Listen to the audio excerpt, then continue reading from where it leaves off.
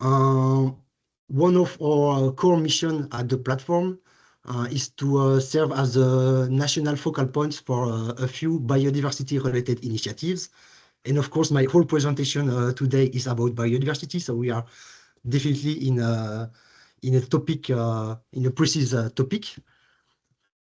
So of course, GBIF, the Global Biodiversity Information Facility, is one of these initiatives we are working with. And at the platform, we have a dedicated team that we call the data/IT teams, made of biodiversity experts and ITs that you can see my pretty colleague's face on the right. So as you can also see that we are distributed amongst different institutes in Belgium. Stan is at INBO. My colleagues Sébastien and Julien are working here at BELSPO.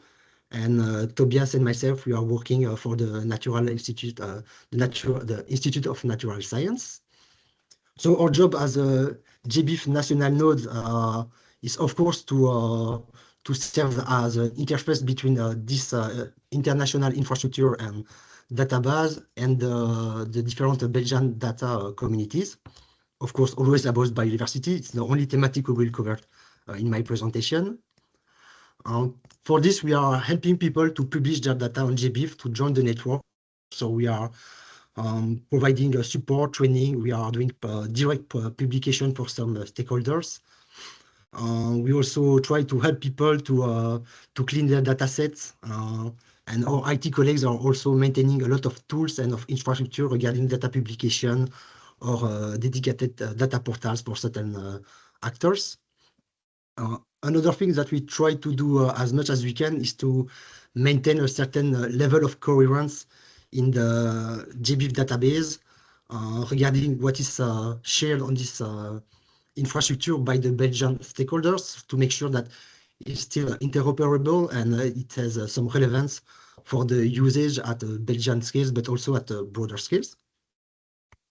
So now a small focus on what is exactly GBIF. So I think I already explained the acronym twice. You can consider it both as a data infrastructure, but also as a network. So it's a publisher network. You can see that there are thousands of institutions over the world that are publishing their data through GBIF. These institutions are making this data fully available for anyone, anywhere. Of course, it's an open and fair infrastructure, so we want them to put their data, but also their metadata in a format which can be understood by anyone in a common format, a standard. So anyone can access the entire database and understand it very easily. And when I say everyone, it includes also the machine and the automated processes. So to be very clear, when I'm talking about biodiversity data today, we are talking about species occurrence record. That's what we find the most on GBIF. That's typically what was observed when, where, using which method. And with I can guarantee a lot of extra information you can collect. But this data come from very, very different contexts. So I can show you a few examples. I think it's maybe easier to make an idea.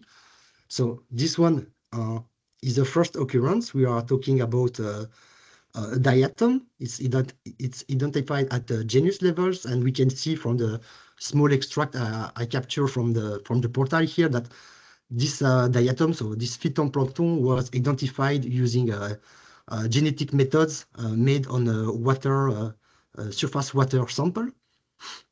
That's on GBIF. This occurrence is just me taking picture using a naturalist tool during my underwater times for my vacations. And this tool is making the data available on GBIF after some cross-validation by experts. So it's not just a random occurrence which is not validated. It has been cross-validated in independent ways, but afterward they make their data set available for the research and all the use that are possible. And for last example, here I will show you just an herbarium sheet, which is coming from an Italian collection. And we can see, for example, here that they could not find the exact location from the label. But all these records are gathered on JBIF with many other types of records. Oof, sorry. So of course on JBIF we publish all these records within coherent containers that we call datasets. As I said, JBIF is an interoperable and fair infrastructure, so we want these datasets to use a universal and common language for anyone, anywhere, anyone just could understand it very easily and interpret it as it should be. A good important point to know about the structure of the dataset on JBIF is that there will be always made of two main components. These are, of course, the data. Of course, it's a dataset, but there is also the metadata part, the metadata files that are joined to this dataset, and that cannot be separated. Actually, it's a working item, actually. So to make more clear, they are both data and metadata are both following a specific standard, their own language. So on the left, you can see for the data a few examples of the Darwin core. It's pretty straightforward.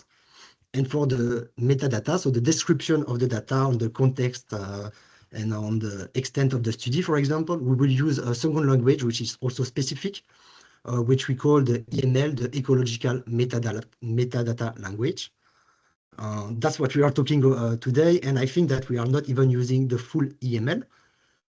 An important point that is these two parts are gathered into an archive that we call the Darwin Core Archive, and it might sound a bit technical, but actually the Darwin Core Archive is the functional unit when you want to publish on GBAF. It's something you can export from a publication instance to another. That's the format you will also download your data from when you're on the GBIF website. So these things will not work anymore if you remove your metadata. It's a functional point that your metadata should be joined to the data. Checking the time since still okay. Yes, so JBIF is a fair and open infrastructure. I think it's a pretty well established one, which is often cited as an example for the fairness of the data. And of course, your metadata will also there follow a lot of, I would say, high principle, high recommendation you might heard today regarding making your metadata fair, interoperable, and open. So you should know that when you will publish your data on JBIF, you will of course make your metadata with it, and you will follow this recommendation. So you will make your metadata in a standard format, which, as it was mentioned previously in this meeting, will include some technical descriptors regarding the files. It's really something that the machine can read and that will explain how your different files work together in a coherent way. So it's really structural. You will refer control vocabularies. You will assign persistent identifiers to your dataset. Assign a Creative Commons license to your metadata, allow its versioning. So when it change or when the data change, people should be allowed to track back the change and to see what happened. But also your metadata will be made available through an API endpoint. And I think these are just a few, I would say, good point JBIF is fitting amongst many other recommendations. So JBIF is making a pretty great job in making your metadata fair. But I think the key message I wanted to share with you today with this very short introduction is that actually all these technical and I would say high-level recommendation and tips are pretty not your business as a scientist. As my presentation is short, it's really the core message I wanted to share with you today. The point is that you will use a well-known infrastructure, which is pretty well established, and with for many years being set up tools that help scientists to make the publication much more easy. This tool is called the IPT, the Integrated Publishing Toolkit. And basically, for you scientists, we will not ask you to become an expert in license or to be an IT expert that can handle any format in a very easy way. It can sound very technical. I think a good example to showcase the situation is that I've been doing a lot of weird stuff with GBIF dataset because I'm a absent-minded person, so I had to unpublish dataset, move dataset from one IPT to the others, and I actually never had over 10 years, I never had to open any XML file. I did once for the curiosity. It looked bad, and I just never been curious afterwards. So really for you, the only thing we will ask you on GBIF is to be the scientist who can tell us as much information about the data as you can, but we don't ask you to become a multidisciplinary expert on metadata fairness at all. Your experience will just be to connect to a tool. You will import your data files that are in the Darwin core schema that we explained just earlier. You will first make sure that the IPT is able to understand what you just give to him. Basically, if you did the job very well, it will be no issue. And then you will just have to go through a simple form within the system, answering direct questions, and all the job of creating your metadata files and the zip files and the descriptors and everything will be done in the back end. It's really not your business, neither mine, and I think it's a good point. So of course, this section of metadata will make you fill this famous XML template, but for you, it will be just a form as just mentioned. If you take a fast look on the different, I would say, categories, you will have to fill up for your metadata. You can see that there is no much things that are surprising and that you would not expect when describing a biodiversity dataset. And here I wanted to showcase how easy it can be done because in the same tool, you will import your data. So, sorry, the metadata editor can harvest your data, understand them.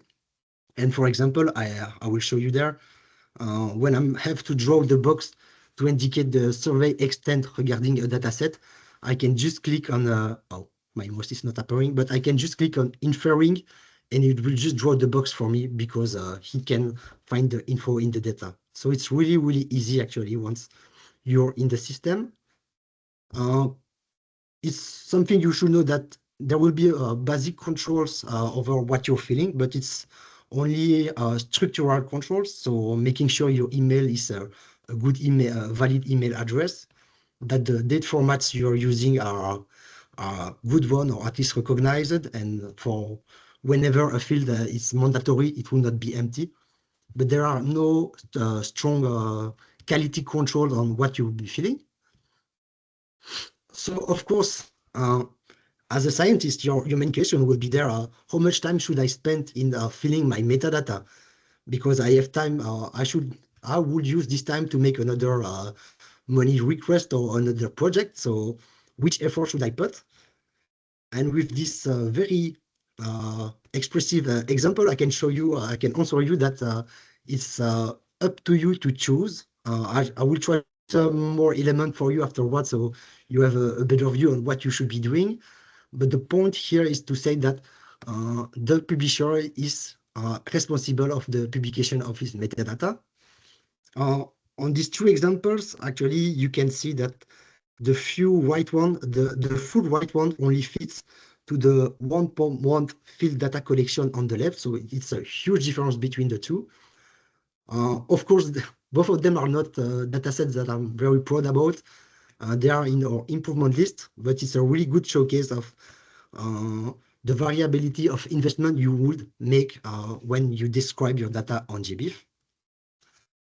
So what I would like you to have in mind when you try to assess for yourself how much energy you should put in describing your data on GBIF, I think that the background idea you should keep in your mind is that your data set was collected in a specific context. He has spatial, taxonomic, and temporal specificities, limitation, strengths, and weaknesses.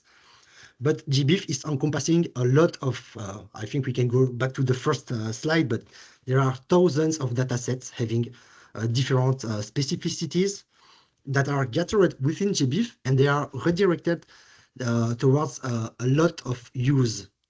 And a big point is that for each use case, the needs are very different. That's the main story. Your dataset will be a small canal within a huge pipeline, which is JBIF. And I think a good example, if we consider, for example, species distribution models, if you are a modeler and for a same occurrence that has, I don't know, 10 kilometers accuracy for the spatial accuracy, you will not consider this occurrence the same way if you are making models for the same species, but if your model is at the global scale, or if you try to make a very small scale map, then 10 kilometer accuracy can make your model much less robust. So it's always up to the user to filter the data and to determine which data are fit for their use. And your job as a data publisher is to give them all the elements they need for that. And so you should not focus when you describe your data to show that you're making a great job and your data is a good quality, because we assume you are a good professional and the quality is still okay. But the main aspect you should consider is to explain people for which use it can be used. Sorry, for which use it's fitting. So yes, the question is not if your data is good, just to see for who it is good, and you have to give the element within your metadata for any end user to be able to make this choice by himself. It's really important. And you should also consider that there are many users that you don't think about. It's a bit difficult to think about people we don't think about, but that's a main principle you should have, is to be as neutral as possible and as detailed as you can. Of course, it will remain your own balance, and your only job is to give enough resource to the users. I think I'm running out of time, so I will try to conclude very fast. The last point is, of course, that why would you do that for the others? Well, I think that the first presentation were kind of clear. You are doing that for the others, but it's mostly benefiting for yourself. First point, I think you will guess why it's on the top, but it's more and more a funding requirement to have your metadata fair. And of course, it was told in the first presentation, I think Francis was very clear on this, but editing good metadata is the entry point for your dataset fairness. It's a capital point for that. It's making your own research more robust and more strong, because you show that you are basing this on something which you are opening to be checked. So yes, it's a gauge of trust. Of course, there are a lot of mechanisms within JBIF that allows the credentials of your datasets. There is a literature tracking system that allows you to track bugs whenever your dataset is downloaded, but also for the few downloads that leads to a publication, it will be linked to it through what we call the DOI of the download, which is a very useful thing to show that your dataset is serving a lot of use in the backward. I think it's really important to consider when you know that sometimes your research is mostly about cleaning the data, or at least this step is the step of gathering the data, cleaning it, and making it coherent is a huge part of your research that you should make valuable. And it's more and more considered. And I think that the last example I want to show you, or that you consider, is that some people don't feel it's enough to have just their data set described in the system, and they are doing more and more data papers that are considered as research items, I think, in the scoring of a career, and that can be that are published in peer-reviewed data journals. And I think it's a good example of how people are positive on this mood. And I think it's just a way of considering the way you will work.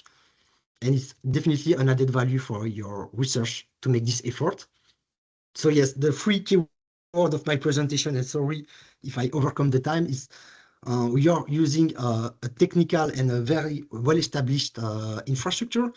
So there will not be a technical consideration for you for the metadata. We want you to remind the scientists who can describe them. It's a service you do for the others, for many others, actually. There are thousands of downloads for each dataset, but you're doing this for your own valorization and for your own benefits. And I think that's it for me. But please, if you have any question, feel free to contact the node. We will be very pleased to help you with your data or with your questions. Thank you. Yes. Thank you, Maxime.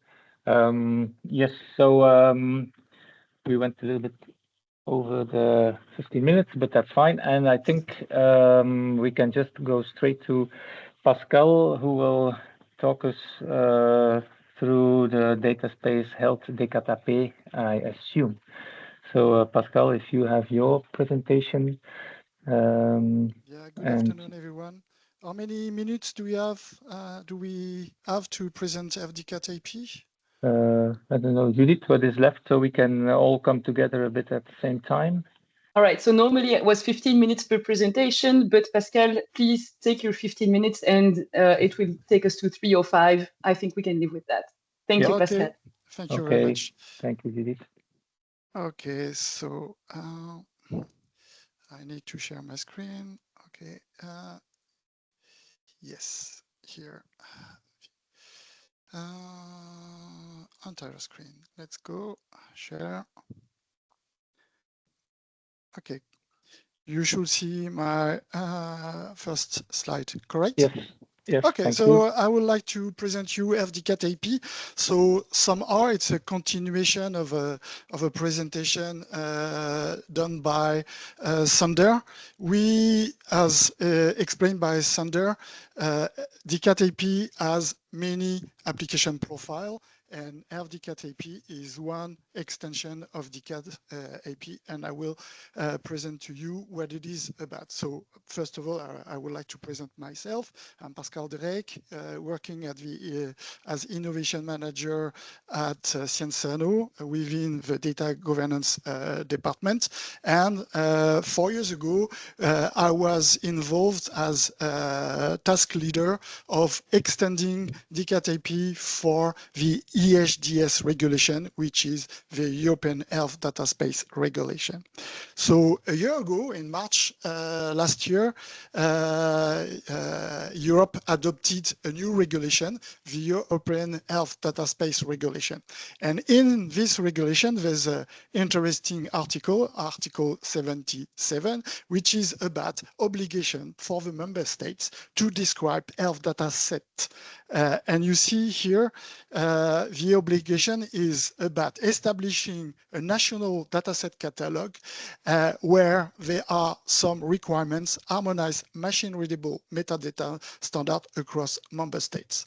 So there's this idea to harmonize the dataset description across member states.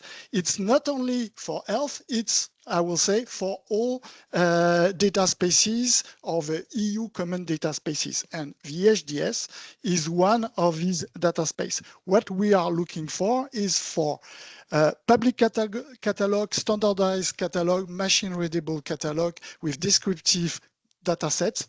When I say this, I'm speaking about the FAIR principles. F, findable, it means also understandable data set, and having transparent reuse condition. And here for health is a bit special because we do have also sensitive data when it's about population health data sets. So about the extension, so I put in the chat one requirement. In Europe, we need a lingua franca metadata model, and DCAT is exactly what we are looking for. So here, the FDCAT extension is an extension of DCAT-AP, which reuse the core vocabulary DCAT-AP. So meaning you have a model to express a catalog, a class about catalog record, a class about the data set, you have the distribution and the data service. What is important in this system is that we reuse the core DCAT classes, the model. So we can add classes, properties, and constraints, and introduce new control vocabularies. The idea here is that by using DCAT as the core model, you extend. It's not a fork. It means when you have a FDCAT compliant metadata record, it is a DCAT AP metadata record, compliant metadata record. You can have also a GeoDCAT compliant metadata record, which is at the same time health DCAT metadata, compliant metadata record. So really, DCAT AP is suitable for cataloging our dataset for all kind of domains. What is really special about FDCAT AP is that I don't know if you are aware about GeoDCAT, for instance, this application profile. It's an application profile for a special dataset type, for geospatial data. For FDCAT AP, the situation is a bit different. It's an application profile, an extension of DCAT AP for the data space EHDS. So it means it's a model which applies for all type of access conditions. It means we can have under this umbrella, the EHDS, so we can have public dataset here on the right. We can have dataset with restricted access conditions, and we have, of course, all the sensitive data, where here we have an administrative body, which is a health data access body, like in Belgium, the Health Data Agency, which is responsible of providing access to this sensitive data under strict ethical conditions. So things like new properties which were introduced in the FDCAT AP model that you can't find in DCAT AP is like governance properties, like the mandatory landing page of a health data access body, or for publisher intermediation entities. How it has been extended. So we extended DCAT AP with consideration like looking into the regulation. There's Article 51, which lists all the dataset or data in scope of a regulation. So for this, we have a new property and a control vocabulary, and we have also new properties specific for health data, which are about providing more information, especially when the dataset or the data is sensitive, like minimum and maximum typical age, population coverage, properties that you don't find in DCAT AP, the core model. And we have also extended DCAT AP with properties extending, let's say, the semantics. We reuse, and this is something a bit technical but essential in the DCAT business model, is you can integrate in DCAT AP over vocabularies like the data privacy vocabulary. It was needed for health data, you can understand it, but we have also extended DCAT AP with a data quality vocabulary. I don't go into, the last one, maybe also, because in case of a dataset is sensitive, you have always the possibility to produce and provide to the users proxy data, an anonymized dataset in the form of a sample dataset. And we do have also a requirement about having the variables. Here it's really technical. For you, just to understand, if you want to recognize DCAT AP and all its extension as a standard in Europe, technically, you need also to operate at the technical level and to have methods, I will say IT methods, to validate the metadata record, so that you are sure that your ecosystem achieve full integrity. So for this, we have a mechanism which is a DCAT validator in practice with an API. So when you create a metadata record, you have always the possibility, and that's performed by the machines, to validate your metadata record against a profile. So here we have it's a technical component of the data spaces. We have shackle shapes. So in the case of EHDS, we have the core DCAT AP shackle shape, but we have additional shapes like the one for public data, restricted data, and sensitive data. So to summarize, FDCAT in a nutshell, we extend the core vocabulary. It's now becoming a standard. We have three type of level access, non-public, restricted, and public. We extend DCAT AP with existing RDF vocabularies for health, but you will see in other DCAT extension, most probably the designers will reuse the same vocabularies like the data quality vocabulary. We used shackle shapes for the conformance and to have a fully operational ecosystem of interoperable catalogs. That was not my last slide. Now, I would like to speak a bit about what we are doing at Cienzano. We have a number of resources. So we do have a portal where there's a section dedicated to FDCAT AP with an editor, a validator, a literacy platform, and a tool for the dataset categorization. That's the article 51 listing all the dataset in scope of a regulation. We do have also a sandbox. So we promote FDCAT AP in Europe by providing a sandbox. We do have a publication. We published last year a publication on how to design DCAT AP, and CEMIC is providing, let's say, a platform to help you in understanding how to extend the DCAT AP. And basically, in this document, we reported to the community the track we followed to extend DCAT AP for the HDS. We have two coming publications. One is about the metadata management infrastructure that we have established at Cienzano. So I can tell you that by the end of May, we will launch our FDCAT or DCAT catalog at Cienzano, entirely based on this standard. And we will have also a publication on FDCAT later submitted this summer. If you are interested to learn more about the EHDS and FDCAT in particular, we do have an email address. You can take it and you can contact us. That was my presentation. Hope I was not running too fast, and hope also it was not too technical. And the cherry on the cake, if I manage, I will have here. You see, this is our catalog coming at Cienzano.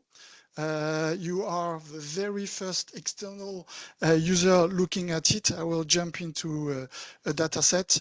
And so basically, in a catalog, you don't see the technicity of FDCAT AP, which is a linked data technology, but you see web pages that you can search, and all the interest of providing this information is for researchers, external users, to know what kind of data we do have. And the idea here is to enhance research, because by knowing that these data sets are available for use, we enhance research in Europe.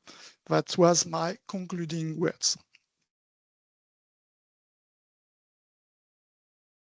Yes, thank you very much, Pascal. No, for me, it wasn't too technical, so I hope for the audience as well. It was really good. Thanks. Judith, what do we do? Do we go Yeah, back thank to you. our Thank you, main Pascal. room? Thanks a lot. And Yes, at least, yeah, maybe, yeah, for if we have questions, we go back to the main room and we can have questions over there. No? Yeah. Exactly. So, dear participants, if you would be so kind as to click on Leave Room on the upper right corner of this meeting window, and you can go back to the main room that has been resumed already. Thank you.